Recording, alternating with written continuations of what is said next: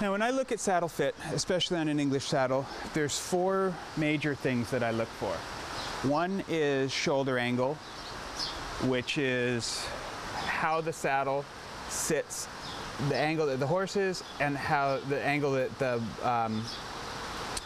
points of the saddle sit at.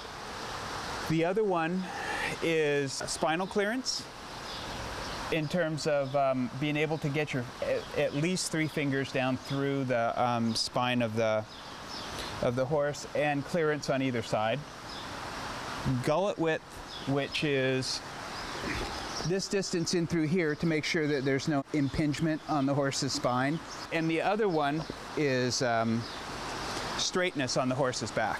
One of the things that you can see on this horse is that you have a built-up left shoulder versus the right shoulder. He has a relatively developed wither anyway, but this shoulder is bigger. So this back would be what I would consider an asymmetric back. And one of the main points of saddle fit is if you have the saddle on his back, and put some pressure on it, it should be, the center of the saddle should be right on the spine. And as you can see on this horse, it's off to the side that way.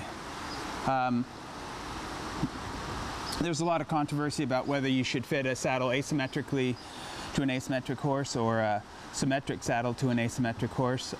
In my opinion, the rider can't be even and balanced in an asymmetric saddle. So what we've had the owner of this horse do is to pad that up on this side with shims, not changing the saddle, but to shim it with a non-compressible shim, so that the rider, when the rider's on this horse, she's on the center of his back. So neither of these are hitting the spine, which is right there, and she's able to have her hips level and to be balanced.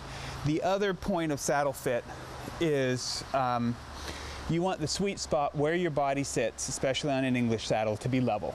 With this horse, it's pretty good. Some horses are downhill, some horses are uphill, in which case you have to do a little shimming of the saddle, or if you're, or somehow get your saddle so that when you sit in this saddle, your joints are stacked really nicely. Your legs hang right underneath you. They're not out in front of you, they're not behind you. So I would say that the saddle fit on this horse doesn't contribute much to his soreness, other than being a little bit off, twisted wise.